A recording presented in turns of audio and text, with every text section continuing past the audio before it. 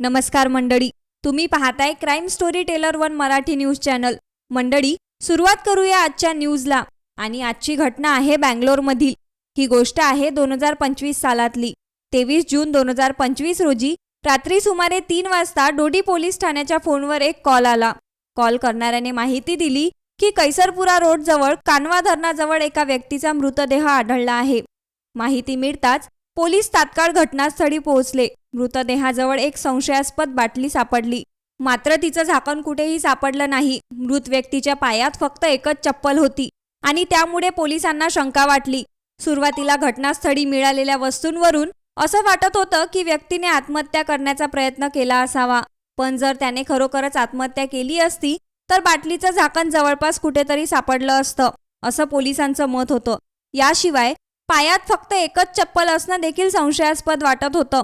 कारच्या नंबरवरून त्या मृत व्यक्तीची ओळख पटली। तो मक्काळी गावचा माजी ग्रामपंचायत सदस्य लोकेश असल्याचे समोर आले। पोलिसांनी तात्काळ लोकेश यांच्या पत्नी चंद्रकला आणि वडील मोठे गौडा यांना माहिती दिली। दोघेही तात्काळ घटनास्थळी पोहोचले। चंद्रकला यांनी पोलिसांसमोर अश्रू ढाळत सांगितले की लोकेश कर्जाच्या ओझ्याखाली दबलेला होता आणि तणावामुळेच त्याने हे टोकाचे पाऊल उचललं असावं। पोलिसांनी तात्काळ फॉरेन्सिक टीम आणि डॉग स्क्वॅडला घटनास्थळी बोलावलं।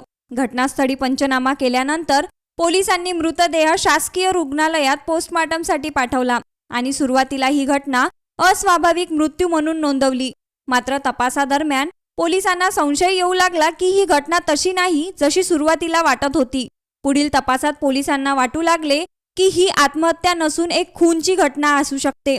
पोस्टमॉर्टम अहवालात स्पष्ट नमूद करण्यात आलं की लोकेश यांच्या छातीत मारहाणीच्या खुणा आहेत आणि त्यांना विष दिलं गेलं होतं। अहवालात स्पष्टपणे लिहिलं होतं की लोकेश यांचा मृत्यू विषामुळे झाला आहे। त्याच्या छातीत विषाची थोडी मात्रा अडकलेली होती। असं सहसा तेव्हाच होतं जेव्हा एखाद्या व्यक्तीला जबरदस्तीने विष दिलं जातं। यानंतर पोलिसांनी परिसरातील सीसीटीव्ही फुटेज तपासले आणि एक मोठा खुलासा झाला। मृत्यूच्या काही वेळ आधीपर्यंत लोकेशच्या कारच्या मागे एक काळ्या रंगाची कार चालत असल्याचं स्पष्टपणे फुटेजमध्ये दिसून आलं। मोबाईल टॉवर डेटा तपासला असता असं समोर आलं की घटनास्थळी ज्यावेळी हत्या झाली त्याच वेळी योगेश नावाच्या एका तरुणाचा फोनही त्या परिसरात कार्यरत होता। तपास अधिक खोलवर केल्यावर असंही समोर आलं की योगेश मागील 2 महिन्यांपासून चंद्रकलाच्या संपर्कात होता आणि दोघं एकमेकांना भेटत देखील होते। आता पोलिसांचा संशय आणखी बळावला की ही घटना साधी सोपी हत्या नसून पूर्वनियोजित खून असू शकतो।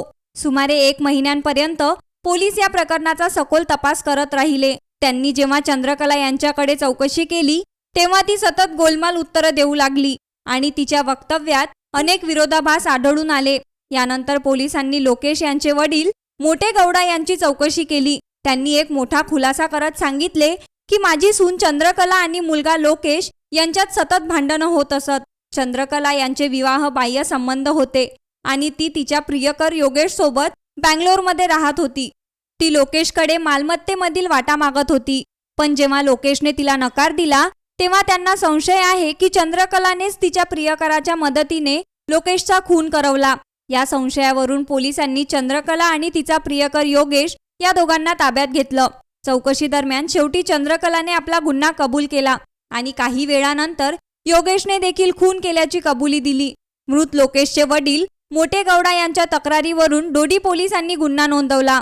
लोकेश यांची हत्या आणि पुरावे नष्ट करण्याच्या आरोपाखाली त्यांची 35 वर्षाची पत्नी चंद्रकला अटकेत आहे। 33 वर्षाचा प्रियकर योगेश, सुपारी घेणारा शांताराजू, शिवलिंग, चंदनकुमार आणि सूर्यकुमार या सर्वांना पोलिसांनी ताब्यात घेतलं।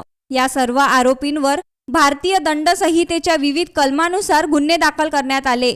या घटनेत वापरलेली कार आणि विषाची बाटली देखील पोलिसांनी जप्त केली आहे। चौकशीनंतर एक धक्कादायक कहाणी समोर आली जी संपूर्ण प्रकरणाचं चित्रच बदलून टाकणार ठरली। रामनगर जिल्ह्यातील मक्काळी गावामध्ये लोकेश हे आपल्या पत्नी चंद्रकला, मुलं आणि वडिलांसोबत राहत होते।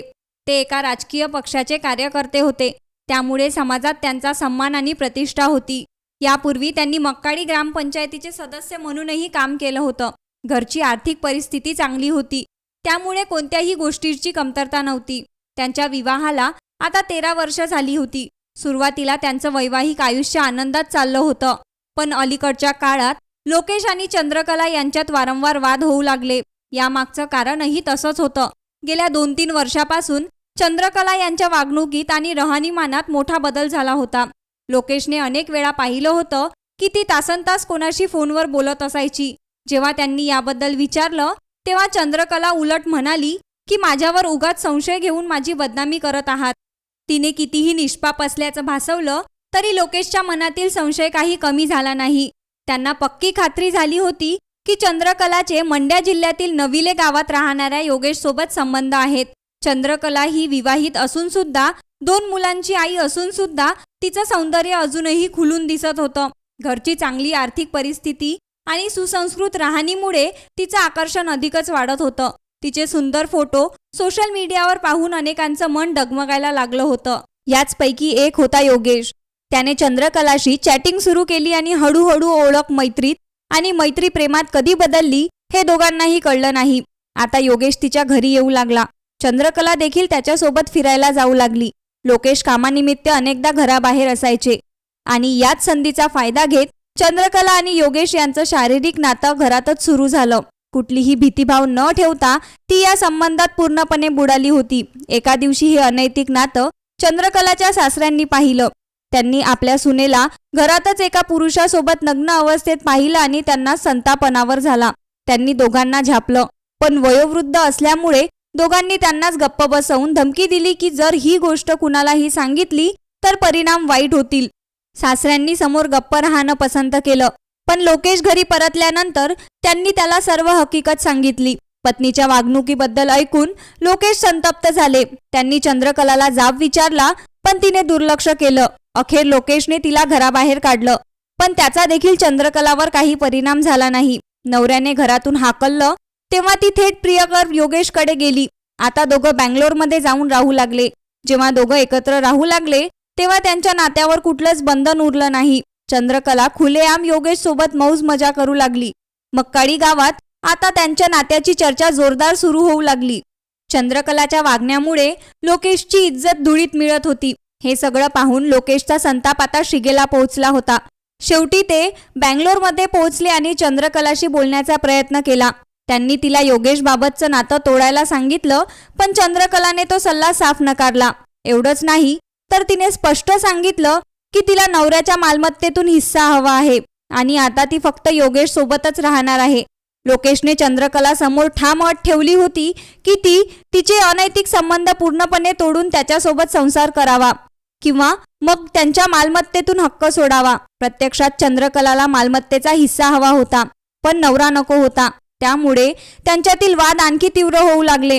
हे वाद मिटवण्यासाठी लोकेश आठवड्यातून 2दा बँगलोरात जाऊन चंद्रकलाशी बोलण्याचा प्रयत्न करत असे. याच काळात लोकेशने कन्नाहोडी येथील त्याची एक जमीन विकली. या व्यवहारातून त्याला सुमारे 1 कोटी रुपये मिळाले.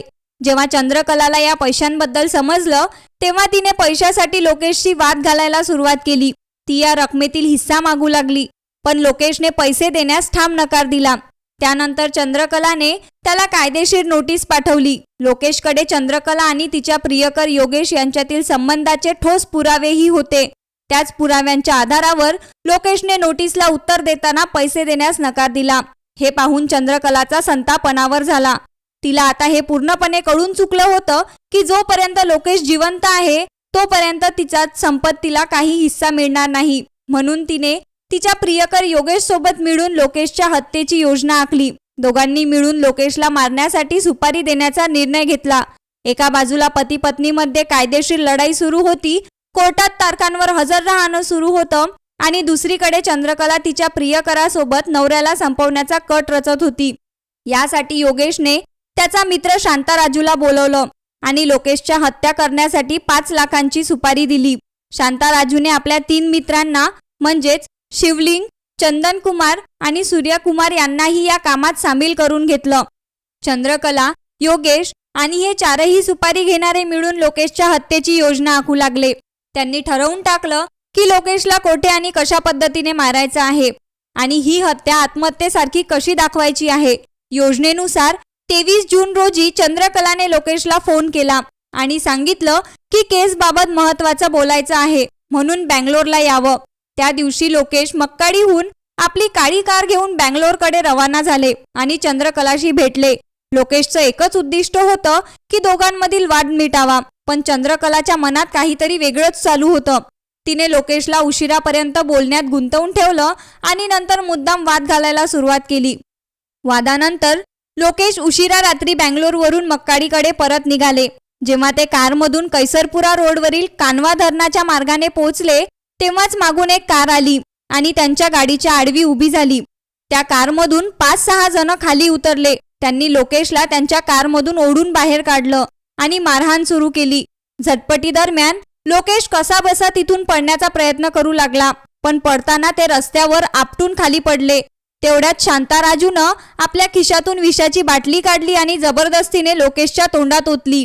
चौघांनी मिळून त्यांना जबरदस्तीने विष पाजलं.